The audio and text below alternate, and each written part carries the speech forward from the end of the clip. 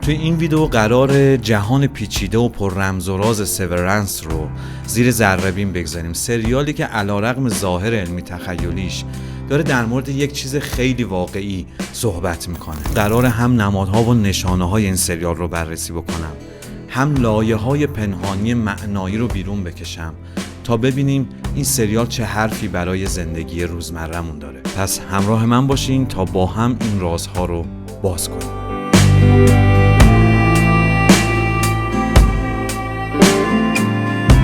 سلام، امیدوارم حالتون خیلی خوب باشه. به کانال سینمازیز خیلی خوش اومدیم. باعث افتخارمه که این ویدیو رو برای تماشا انتخاب کردیم. فصل دوم سریال پرطرفدار سورنس تا 1-2 روز دیگه منتشر میشه. فصل دوم روی همون جهانی بنا خواهد شد که فصل اول ساخته. برای همین به نظرم رسید که فصل اول رو یک موشکافی دقیق بکنم تا هم یک مروری بشه برای شروع فصل دوم، هم بدونیم دغدغه اصلی این سریال چی خواهد بود. پس بریم برای یه موشکافی دقیق از فصل اول سورنس.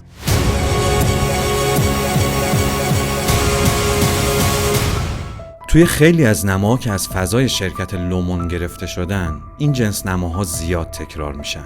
پارتیشن ها بخشی از بدن یا صورت کاراکترها رو میپوشونن که یک جورایی اشاره داره به اینکه این کاراکترها فقط بخشی از وجودشون توی این فضا هست و بخش بزرگی از اونها بیرون لومون باقی مونده. این فضاهای خالی که توی قاب ها میبینیم نشونه هستن از اینکه اینجا یه چیزهایی کمه. اشاره ظریف به دوپارگی این شخصیت ها به اینی و اوتی، درونی و بیرونی. این آدم ها درون و بیرون لومون کاملا از هم تفکیک شدن و این شرکت مرموز از اونها شخصیت های دوپاره ساخته. اتفاقا بین این دو دنیا هم توی تصاویر یه تضاد ایجاد شده.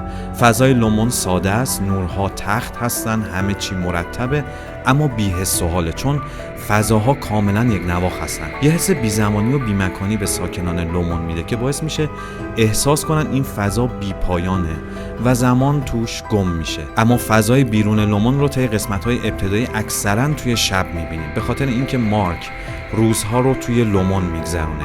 وقتی از لومون میاد بیرون تاریکی هست، شلوغی و تنوع هست، اما این برف‌های نشسته بر زمین یادآور فضای سفید لومون هستن که اینجا انگار تکه‌های از اون به ما یادآوری میشه. مثل همین خانم همسایه که مدیرعامل لومونه و زندانبان مارک که توی عالم بیرون هم حضور داره. توی لومون نورپردازی طوریه که آدم‌ها سایه ندارن.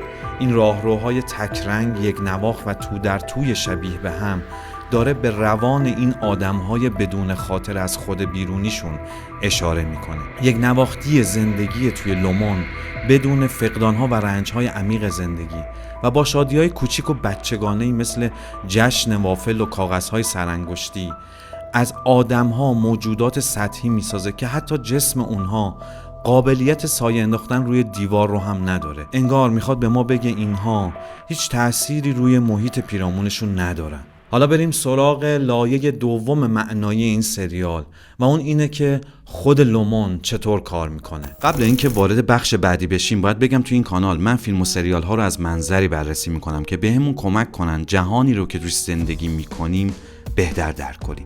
فیلم ها امروز یکی از رسانه‌های مهم اندیشیدن هستن و چون دارن به جهان ما شکل میدن، فهم این فیلم ها از این منظر به درک زندگی امروز کمک زیادی میکنه. پس میتونین کانال رو سابسکرایب کنین که به ویدیوهای بعدی و قبلی دسترسی داشته باشین. بریم برای ادامه. سیستم کنترل لومون طوریه که به شدت یادآور نظام‌های مذهبی بنیادگراست. چرا این حرف رو میزنم؟ به خاطر اینکه لومون 3 کار یا 3 سیاست اصلی داره. اول، سعی کرده از کیر ایگان، بنیانگذار شرکت، یه فرد مقدس و اسطوره‌ای بسازه. تصاویر و مجسمه‌های اون با این ابعاد بزرگ توی شرکت هست و گفته‌هاش مثل آموزهای دینی مدام نقل میشن. لومون سعی داره با این قداست سازی از کارمندهاش اطاعت کورکورانه و بیچون و چرا بسازه که اتفاقا روی اروینگ به خوبی جواب داده. اون شیفته این شخصیت مقدس شده، مثل کسایی که بهشون میگیم متشرع. کتاب کیر رو از حفظه، یک کتاب که حکم متن مقدس لومون رو داره و مدام به دیگران تذکر شرعی میده و قوانین شرکت رو گوش زد میکنه. دوم، لومون نظام جزا و پاداش رو انداخته. پاداش‌های کوچیک و بی‌معنی میده، مثل وافل پارتی و جشن موزیک، و تنبیه‌هایی داره که خیلی شبیه به نظام کلیسایی کاتولیک هاست. باید بری یه جمله رو با ندامت اعتراف کنی و اونقدر اون رو تکرار کنی که تبدیل به شکنجه بشه. حاصل این اعتراف هم چیزی نیست جز این که من بد و گناهکارم، مثل عذاب وجدانی که نظام‌های مذهبی افراطی به پیروانشون میدن. این نظام جزا و پاداش روی دیلان خیلی خوب جواب داده. دائم دنبال جمع کردن جایزه‌های بیشتر و بزرگتره. سوم، لومون توی سرکوب آزادی و تفکر خیلی جدی عمل میکنه. با پاک کردن حافظه کارکنانش اون آزادی عمل نسبی که بیرون از لومون دارن رو حذف میکنه. اجازه نمیده در مورد دنیای بیرون از لومون و در مورد کاری که لومون انجام میده کنجکاوی کنن. این رویکرد توی نهادهایی مثل کلیسا و روحانیت ادیان و ایدئولوژی‌های سیاسی دیکتاتوری خیلی معموله و روی کاراکتری مثل مارک به خوبی جواب داده. مارک بدون اینکه بدون کارهاش چه تبعاتی برای جهان بیرون دارن، سعی میکنه بهترین کاراییش رو توی این سیستم به مدیرانش نشون بده. یه جورایی مثل کسیه مثل آیشمن نازیست توی جنگ جهانی دوم. پس سریال خیلی هم در مورد یک جهان فانتزی و علمی تخیلی صحبت نمیکنه. همین جهان پیرامون ماست که اسمها و شکلهای متفاوتی پیدا کرده. حالا بریم سراغ این موضوع که چرا آدم‌ها حاضر میشن این تفکیک شخصیتی رو بپذیرن. چه تفاوتی بین شخصیت‌های اینی و اوتی اونها هست؟ نسخه اینی مارک یه فرد منضبط، تابع قانون، مسئولیت پذیر و مهمتر از همه مثبت اندیشه که تضاد زیادی با نسخه اوتی مارک داره که یه شخصیت منفی باف و منزویه. مسئولیت پذیر نیست چرا که مثلا دعوت خواهرش رو فراموش کرده. به احساس آدم‌ها اهمیت چندانی نمیده و خیلی هم تو بند قواعد و قانون نیست. مارک حاضر شده بره تفکیک شخصیتی انجام بده چون نتونسته از پس رنج فقدان همسرش بر بیاد. فراموشی رو بر پذیرش این رنج ترجیح داده فراموش کنه که ماهیت این زندگی بر تحمل رنج هاست.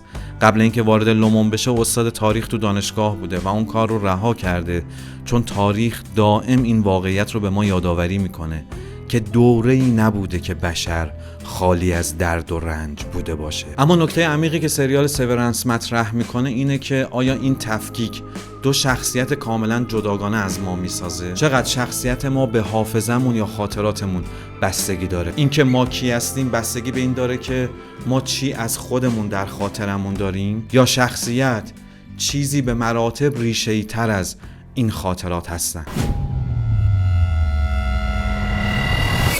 هیلی توی دنیای بیرون از لومون به عنوان یه شخصیت با جسارت شناخته میشه. توی همون قسمت اول شخصیت حراستی لومون بهش میگه ما به جسارت تو افتخار میکنیم. منظورش هم اینه که حاضر شده این تفکیک رو تجربه بکنه تا بیاد بیرون و بگه اونجا همه چی گل و بلبله. همین جسارت هیلی توی دنیای داخل لومون هم کار میکنه و تا لحظه آخر به فکر شکستن قواعد و قوانین و فرار از اون ساختار هستش. توی قسمت آخر هم متوجه میشیم اون تو دنیای بیرون حاضر نبوده کاملا تحت قوانین پدرش که همون کیر ایگان هستش در بیاد. این خصلت هیلی رو نگه داریم. اروینگ توی لحظه از کار توی عالم بین خواب و بیداری میبینه که یه سری رنگ‌های سیاه از همه جا جاری میشن و به سمت اون میان. بعد متوجه میشیم نسخه بیرون اون یک نقاش تنهاست که تابلوهایی میکشه که پر از رنگ سیاه هستن. چرا رنگ سیاه؟